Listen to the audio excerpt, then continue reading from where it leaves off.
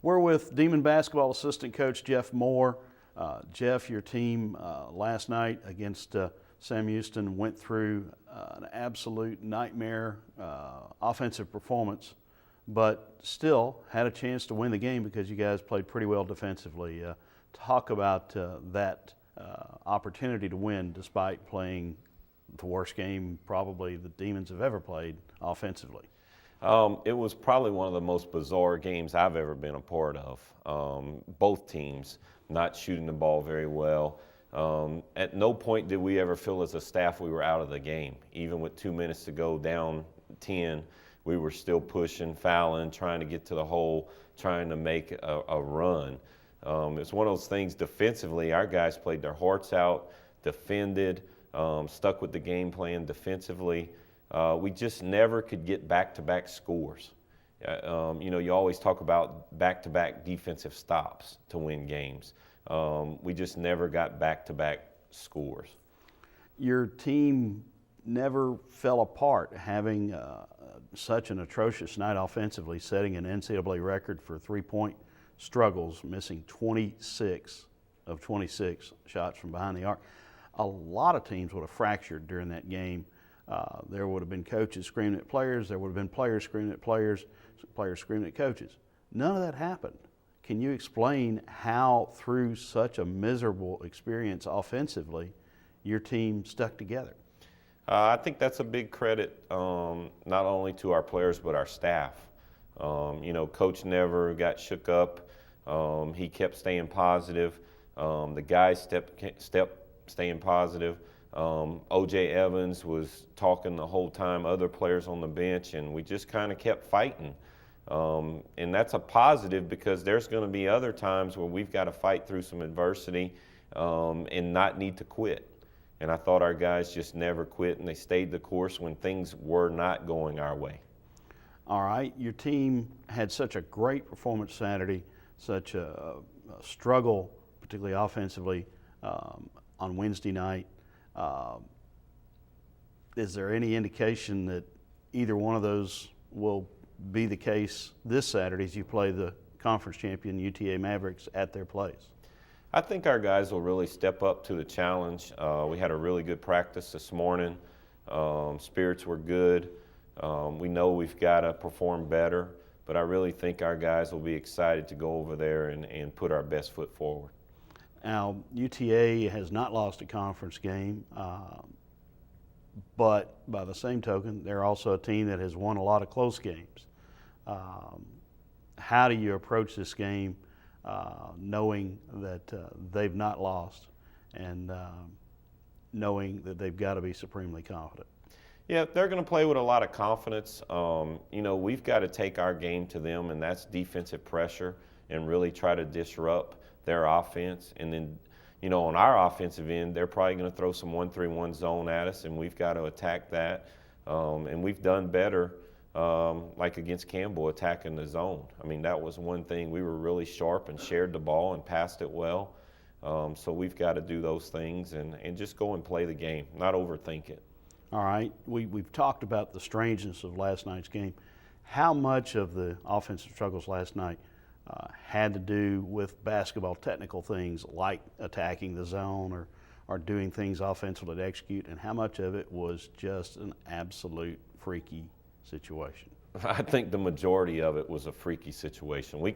The guys were in position to make shots and were open shots. It's just one of those things where none of the shots were falling. Layups, free throws, jump shots, three-pointers. I mean, it wasn't just missing three-pointers. I mean, we missed a lot of easy baskets. So no idea about, no thoughts of taking a rabbit's foot or something like that, some lucky charm with you on Saturday? No, we actually played a little basketball at the end of practice this morning, kind of lighten the mood. And like I said, I think the guys are going to put it behind us. Us as a staff, we've put it behind us, and we got to focus on UTA on Saturday. Now, explain to me what you played at the end of practice. Played basketball. It's a combination of playing basketball and bowling. We do it a lot in our camps, just kind of to relax the kids and have fun. And we did that with our guys at the end for the last 5 minutes after we went through a lot of shooting and stuff. And just kind of lighten the mood and remind them why they play basketball, to have fun. You know, sometimes at this level, they forget when they were a little kid why they played. So we wanted just to remind them, have fun, be a team, and go win. Is there a champion demon basketballer? I tell you, Tyler Washington was pretty strong today. So, well, keep an eye on that one. One thing we are keeping an eye on is William Mosley. Last night he moved into a tie for 6th with 452 career blocks.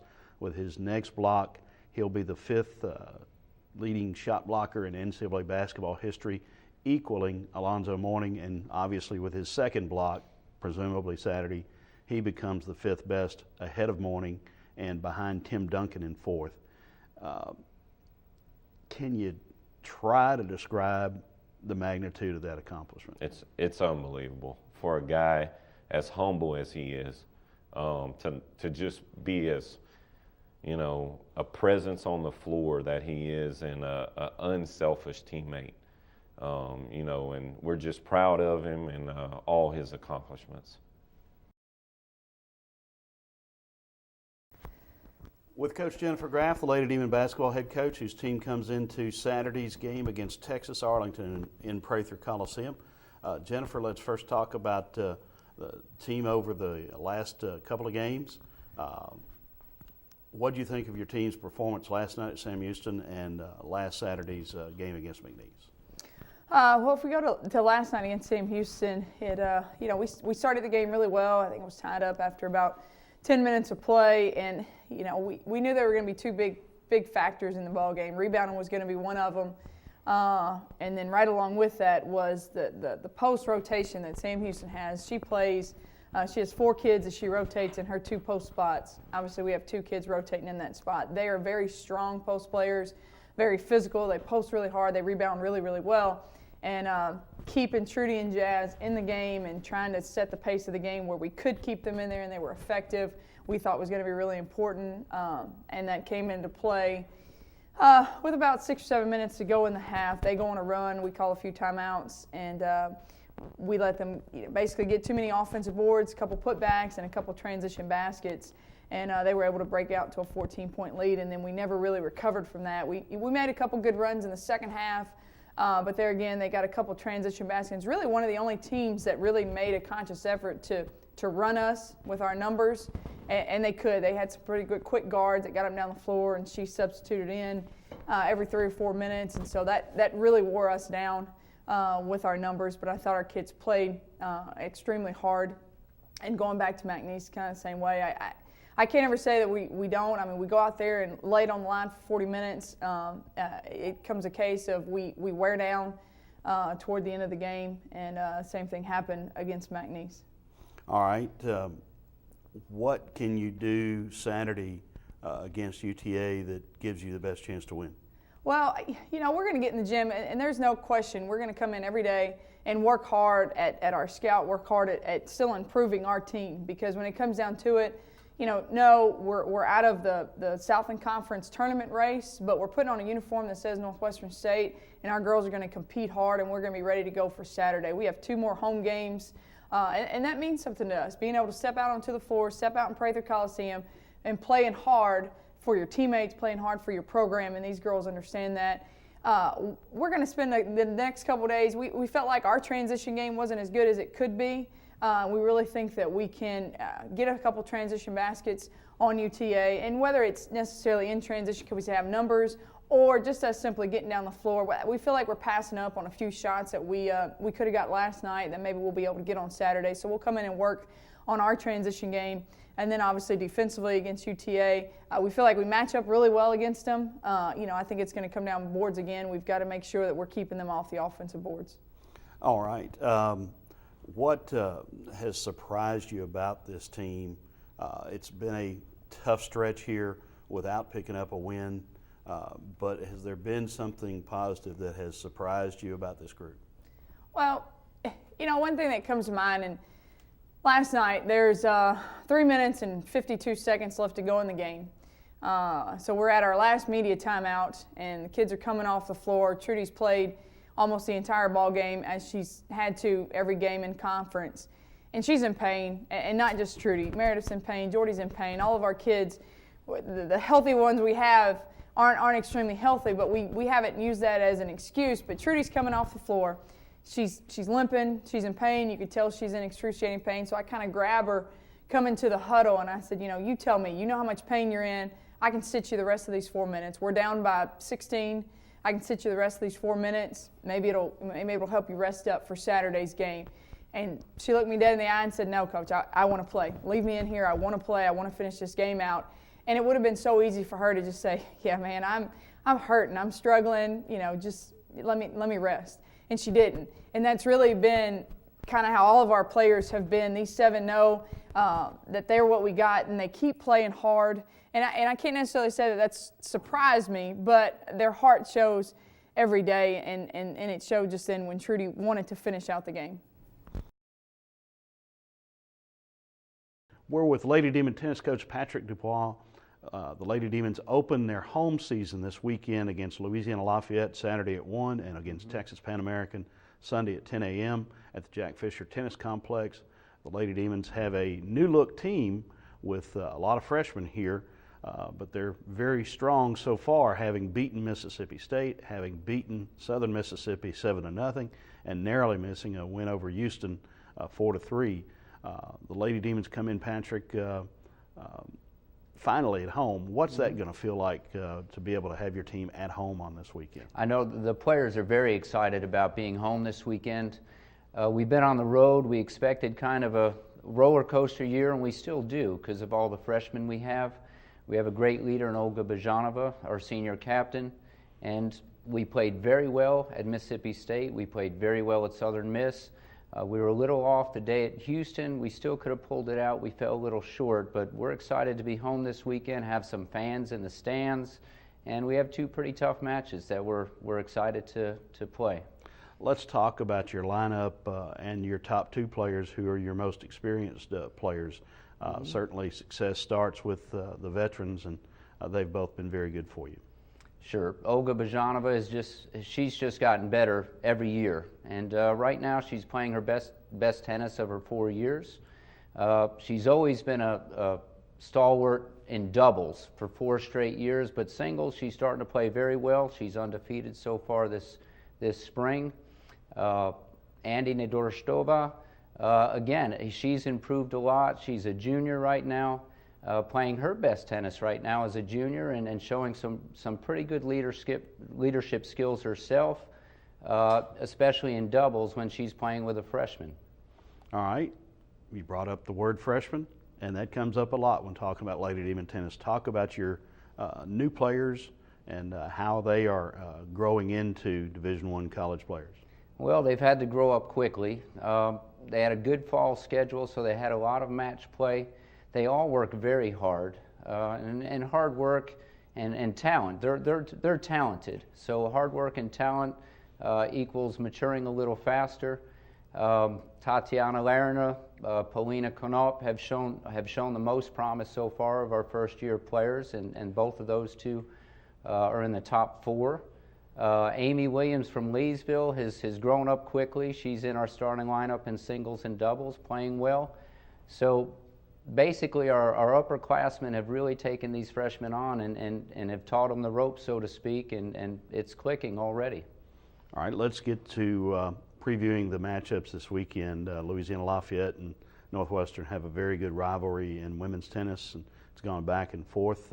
Certainly would expect a very competitive match on Saturday at 1. We do. We expect a very tough match. Louisiana Lafayette's record right now is below 500, but if you look at each individual match, in all those matches, every single one of them has been very competitive, and they've barely lost against some very good teams. So we have to be very prepared for Saturday, and we are. But that's going to be a very tough match, and we hope to get a lot of fans out there because it's going to be very good tennis.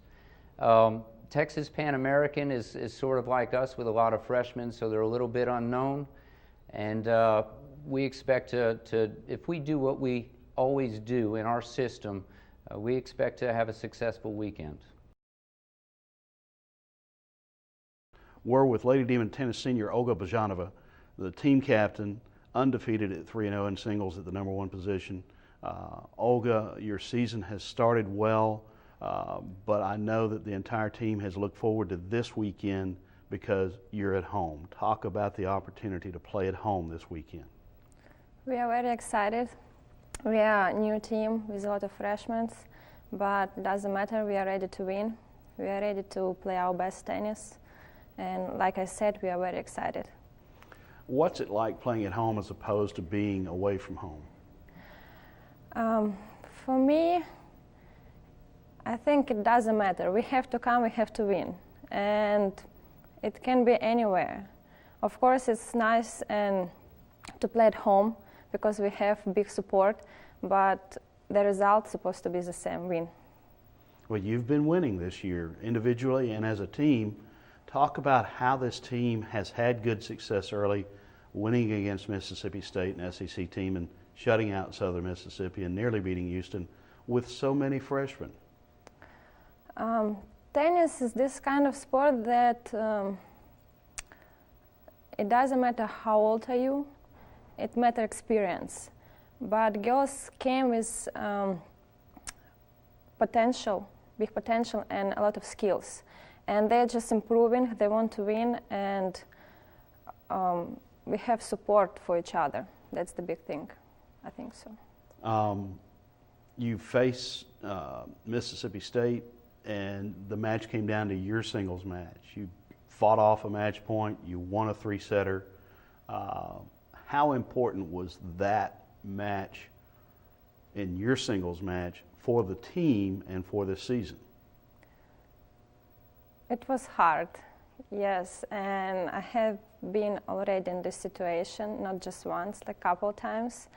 And Coach Patric came to me during the match and said, you have to win. So I didn't have a lot of choices. I was just fighting, and I did my job. How much confidence does that give you going forward? It gives me confidence, yes. Yeah. But I still, I think I can improve and still winning more Okay. matches. Let's talk about Saturday's matchup against Louisiana Lafayette, a team that we have played through your career here and have a great history with. Should be a very intense and quality match, shouldn't it? Yes, they're very a good team, and it's going to be a good battle, especially on all positions. Girls are strong, not just physically, mentally, so we have to do our best and show our best tennis. Okay. Talk about playing with new doubles partners. You and Andy have had to learn new partners this year, and obviously, again, doubles are a Lady Demon strength.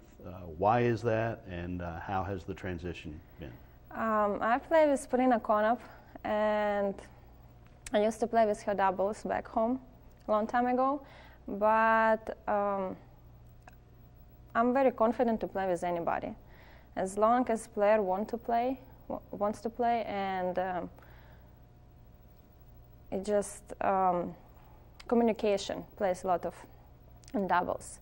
And our girls, we are a very good team, and our girls communicate very well, and we like to play doubles, and we are improving. So we are looking forward to be as good as we were for the past couple years, several years actually.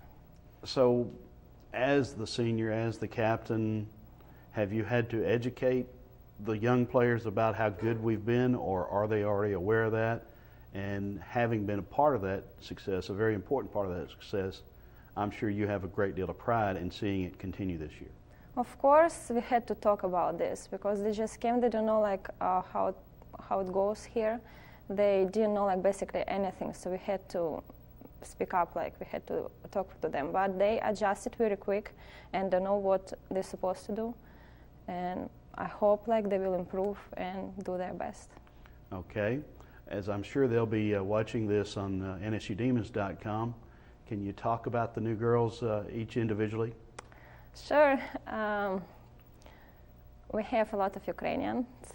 Polina Konop, Dana Sardak, Olga Leshina, girl from Russia, Tatiana Larina. from Cameroon, Linda Gamo, and from Leesville, Amy Williams, and also junior Andrea Nerostova and junior Lauren Peters.